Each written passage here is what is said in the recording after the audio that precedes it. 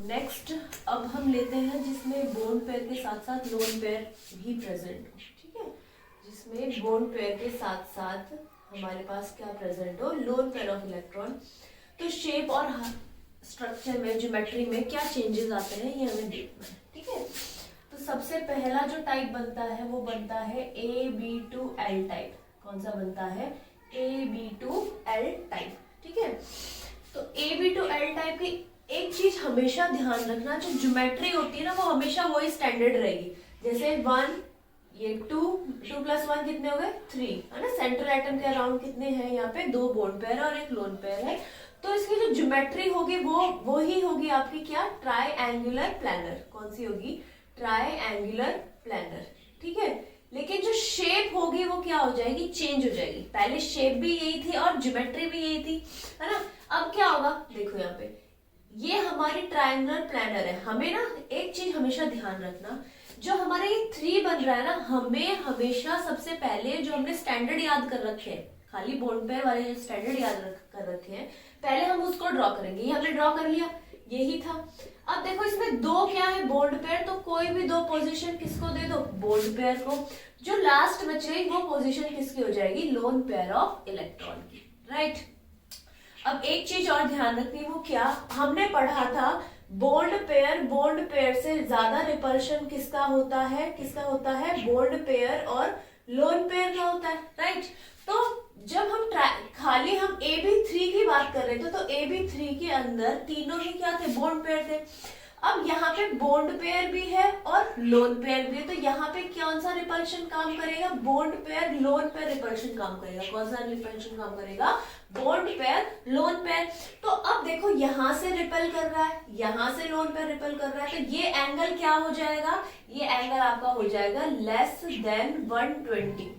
कितना हो जाएगा? लेस देन 120, ठीक है। इसका एग्जाम्पल जैसे हम ले लेते हैं SO2 का एग्जाम्पल हो गया। SO2 निकालो, कैसे निकालोगे? आपका ज्योमेट्री कैसे निकालोगे? वही हमारे पास जो फॉर्मूला है, क्या?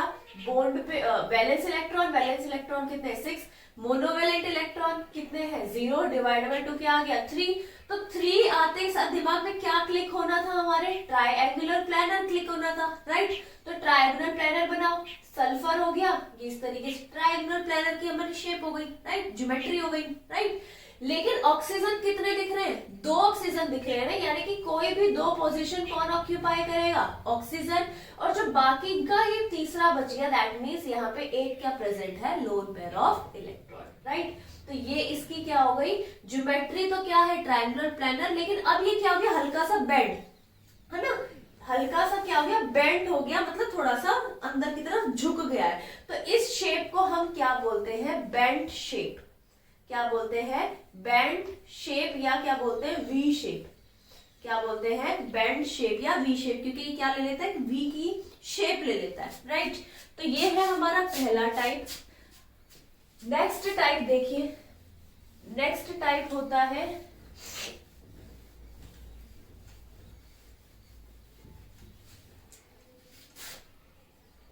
AB3L।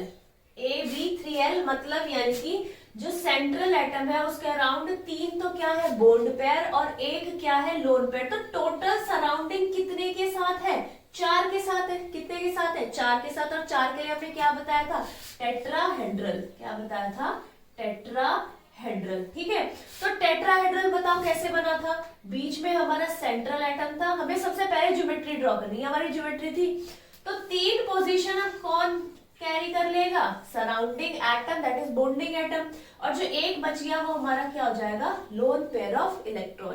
फिर वापस से वही यहाँ पे कौन सा रिपल्शन करेगा? Lone pair bond pair repulsion काम करेगा। तो ये एंगल पहले जो टेट्राहेड्रल में था वो कितना था? 109। तो दैट मीन्स यहाँ रिपल्शन काम कर रहा है, तो बॉन्ड एंगल और भी कम हो जाएगा। तो ये 107.5 के आसपास क्या हो जाता है? एंगल इसका बन जाता है, राइट। इसका एग्जाम्पल ले ले, जैसे हम NH3 ammonia, most common example है ये, पूछा भी जाता है शेप इसके बारे में।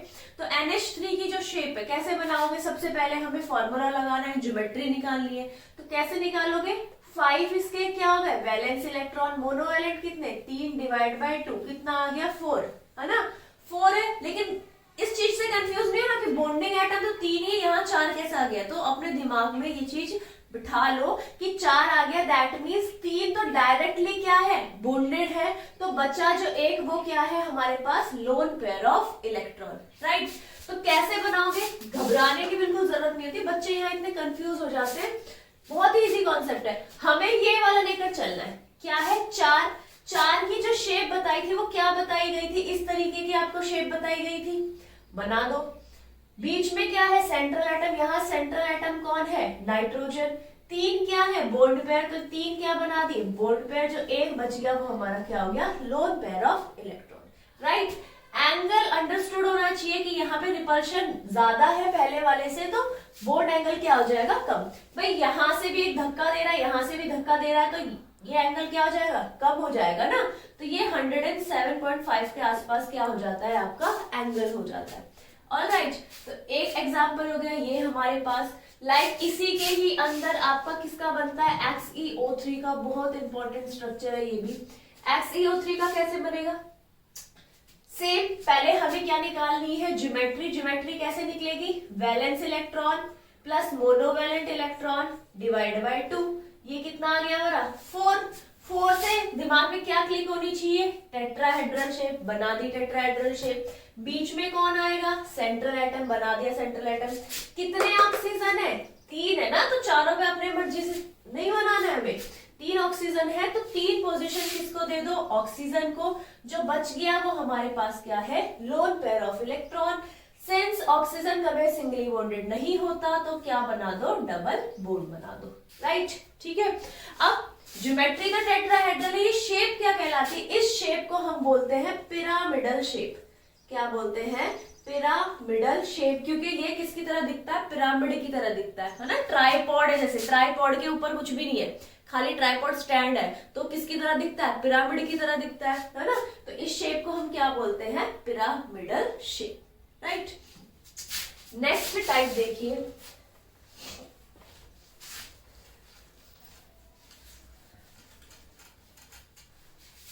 नेक्स्ट टाइप के अंदर क्या आएगा हमारा, कि 2 हमारे क्या हो, बॉन्ड पेयर हो, और 2 हमारे क्या हो, लोन पेयर।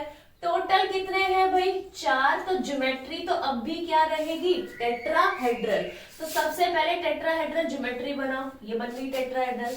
बॉन्ड पेयर कितने हैं, 2 है ना, तो किसी भी 2 को क्या दे दो, हाइड्रोजन। या यहाँ पे क्या है हमारा, बी है, तो हम इसको ले लेंगे बी, सेंटर में हमारा ए। तो जो बाकी के 2 बच गए वो हमारे क्या हो गए, लोन पेयर ऑफ इलेक्ट्रॉन। अब यहाँ देखो, 2 एक और फोर्स काम कर रहा है, कौन कौन सा, लोन पेयर, लोन पेयर। और हमने पढ़ा है लोन पेयर रिपल्शन क्या होता है, मैक्सिमम होता है। और कौन सा रिपल्शन काम कर रहा है यहाँ पे, lone pair, bond pair repulsion काम कर रहा है, राइट, ठीक है। तो ये एंगल और भी ज्यादा कम हो जाएगा, तो ये 104 या 105 के आसपास, क्या 105 लगा लो आप, 105 के 0.9 के आसपास क्या होता है, ये आपका बॉन्ड एंगल होता है, हट जाएगा क्योंकि यहाँ पे रिपल्शन क्या है, ज्यादा। इसका जो मोस्ट कॉमन एग्जांपल है वो हमारा क्या है, वाटर, दैट इज H2O, ठीक है। कैसे पता लगेगा, सेम फॉर्मूला लगाओ, वैलेंस इलेक्ट्रॉन किसके, ऑक्सीजन के, ऑक्सीजन हमारा सेंट्रल एटम है, कितने हैं भाई, 6। कितने मोनोवेलेंट है, 2, डिवाइड बाय 2 कितना आ गया, 4। 4 है ना, लेकिन हमारे पास बॉन्डिंग एटम तो कितने, 2 ही है, तो यानी कि 2 इसमें क्या है, बॉन्ड पेयर, और 2 इसमें क्या है, लोन पेयर ऑफ इलेक्ट्रॉन। तो बनेगा कैसे, बहुत ही सिंपल है, 4 आया है ना, तो 4 के लिए ये बना दिया हमने टेट्राहेड्रल ज्योमेट्री। बीच में क्या है, ऑक्सीजन, 2 क्या है, हाइड्रोजन, तो बचे हुए 2 हमारे पास क्या है, loan pair of electron, right. इसको हम बोलते हैं, ये भी आपको कैसे वी की तरह दिखाई दे रहा है, तो इसको भी हम बोलते हैं वी शेप या फिर band shape, understood. Similarly H2S का भी यही बनता है, इसमें अगर हम ले ले H2S, उसका भी सेम स्ट्रक्चर बनता है, ऑलराइट। नेक्स्ट टाइप देखिए,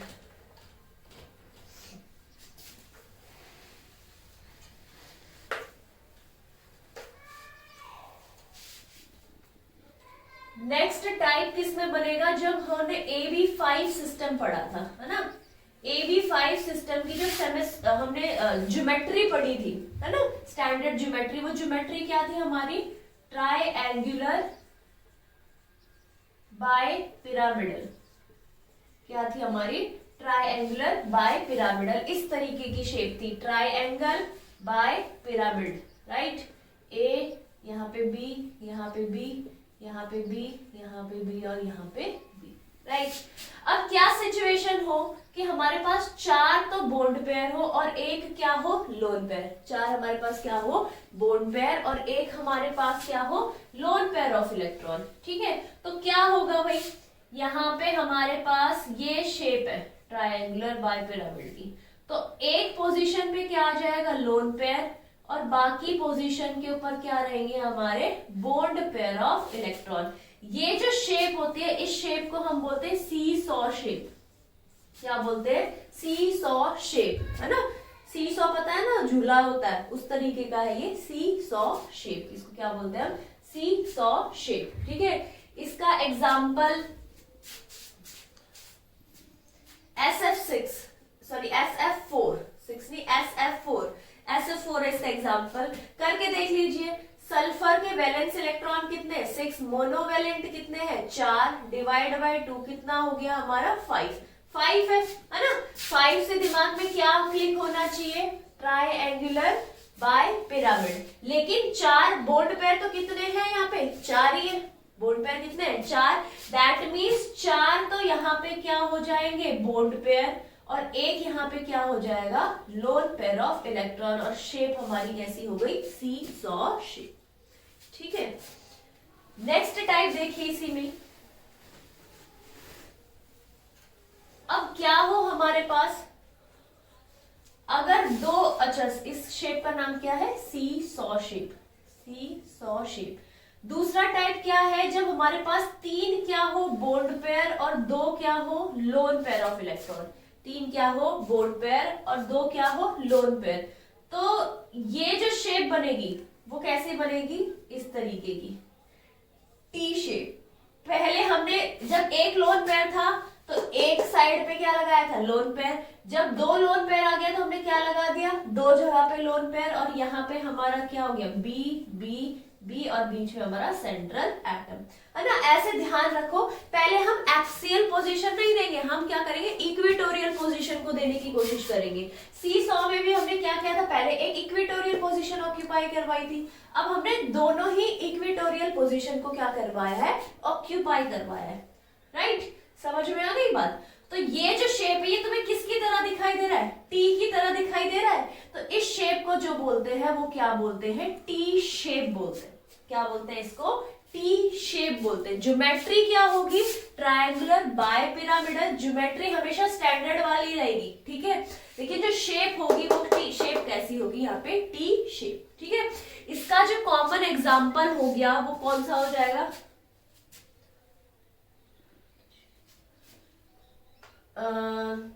लाइक ये ले लो BrF3, BrF3, ठीक है। ब्रोमीन जो है इसके सेंट्रल एटम कितने हैं, सॉरी वैलेंस इलेक्ट्रॉन कितने हैं, 7। मोनोवेलेंट कितने हैं, 3, डिवाइड बाय 2 हमारे पास क्या आ गया, 5 आते हैं एक साथ। दिमाग में कौन सी स्ट्रक्चर, ट्रायंगुलर बाय पिरामिडल। लेकिन यहाँ पे तो हमें सिर्फ 3 ही बॉन्ड पेयर दिख रहे हैं, तो 2 किसकी दे देंगे हम, लोन पेयर को, और बाकी 3 हमारा बॉन्ड पेयर, राइट। तो ये शेप कौन सी हो गई, टी शेप।